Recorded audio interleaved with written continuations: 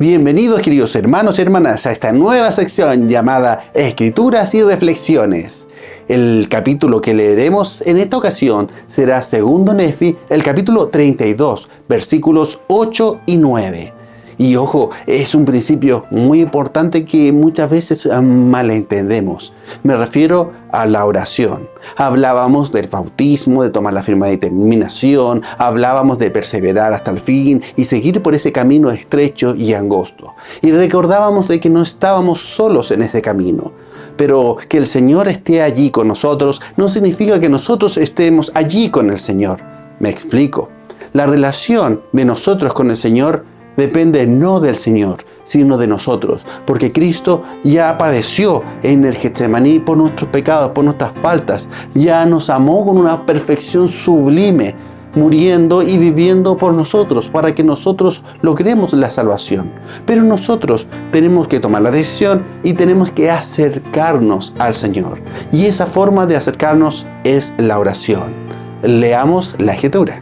Y ahora bien, amados hermanos míos, percibo que aún estáis meditando en vuestros corazones y me duele tener que hablaros concerniente a esto, porque si escuchaseis al Espíritu que enseña al hombre a orar, sabrías que os es menester orar, porque el espíritu malo no enseña al hombre a orar, sino le enseña que no debe orar.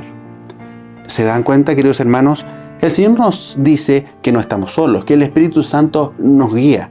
Y una de las cosas que el Espíritu Santo nos va a decir siempre es que oremos, y que oremos, y que oremos, y que oremos. Y cuando sentimos que no debemos orar, no es el Espíritu Santo quien lo está diciendo, sino es Satanás quien está tratando de hacer que nosotros caigamos. Porque cuando estemos fuertes, debemos orar. Cuando estemos débiles, debemos orar. No existe una instancia en la que sea prudente mejor no orar. Siempre tenemos que hacerlo. Ojo, ahí de repente hay personas que sienten que están tan hundidas en el pecado que no son dignas de orar. Eso es un error terrible. Ahí tienen que orar más todavía. Tampoco existe una instancia en que estoy tan bien espiritualmente que ya no necesito orar. No, más necesito orar. Porque cuando no tenemos ganas de orar, cuando menos ganas tenemos de orar, es cuando más tenemos que hacerlo. ¿Se dan cuenta? No existe una instancia en la que sea lícito, en la que esté permitido el mejor no orar. Porque nuestra relación con nuestro Padre Celestial se va a basar en gran parte a ese estado de oración en el que nos encontramos. Porque ¿cuánto debemos orar? ¿Cuántas veces tenemos que orar? Eso lo sabrá cada uno. Pero fíjense lo que dice el versículo 9. Mas he aquí os digo que debéis orar siempre y no desmayar, que nada debéis hacer ante el Señor, sino que primero oréis al Padre en el nombre de Cristo, para que Él os consagre vuestra acción, a fin de que vuestra obra sea para el beneficio de vuestras almas. O sea, ¿cuánto tenemos que orar? Y la respuesta es siempre. Busquemos siempre las instancias de oración. Puedo orar en la mañana, arrodillarme junto a mi cama, antes de cada comida, en la noche, pero no es suficiente eso, porque puedo ir apretado en la locomoción colectiva, en el metro, en el bus, en el colectivo, y aún ahí puedo estar orando en mi corazón, hablando con el Señor.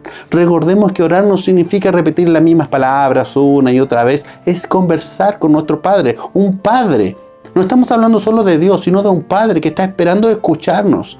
Pero es diferente cuando nosotros nos dirigimos a Él. Esa relación se estrecha y tenemos que hacerlo. Pero pueden pensar, bueno, ahí este hermano está diciendo que con orar es suficiente y con eso nos vamos a salvar y con eso es relativamente insuficiente. ¿Saben qué? La oración es un paso importantísimo porque es una de estas chispas que encienden un fuego. Es un comienzo. En esta misma escritura dice: y que nada debéis hacer ante el Señor sin que primero oréis al Padre en el nombre de Cristo. No significa que estemos a cada rato preguntando, bueno, ¿y qué hago ahora? No, nosotros somos suficientemente inteligentes, con la inteligencia que Dios mismo nos dio para tomar decisiones correctas. Pero tenemos que hablar con Dios de esas decisiones. Y con eso vamos a obtener claridad. Muchas veces vamos a obtener revelación. Recordemos que un joven de 14 años de edad, después de leer, después de orar, supo muchas cosas que tenía que hacer, una vida entera de cosas que hacer. Y eso puede pasar con nosotros. Podemos tener revelación, podemos tener confirmación, podemos obtener fuerza para hacer. O sea, en otras palabras, la oración no es solamente para hablar con el Señor, sino para obtener lo que necesitamos para hacer lo que el Señor quiere que hagamos. O sea, después de la oración viene a hacer. ¿De qué nos sirve orar por el mundo si no hacemos nada para ayudar al mundo? Hay una cita muy cortita que me encanta del elder M. Russell Ballard que dice: al orar por la justicia, la paz, los pobres y los enfermos, a menudo no es suficiente. Después de arrodillarnos en oración, debemos levantarnos y hacer lo que podamos por ayudar tanto a nosotros mismos como a los demás. Queridos hermanos, es importantísimo que nos arrodillemos y espiritualmente también lo hagamos, que oremos siempre, pero orar para hacer. Y eso también es importante, porque de nada, repito, nos sirve orar por el mundo, así no hacemos nada para ayudar al mundo. De nada nos sirve orar para estar más cerca de nuestro Padre Celestial si no hacemos algo para estar más cerca.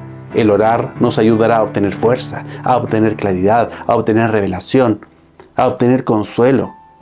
Y entonces, con todas esas cosas, las tenemos que tomar y transformar energía para hacer, para establecer el reino de Dios sobre la tierra.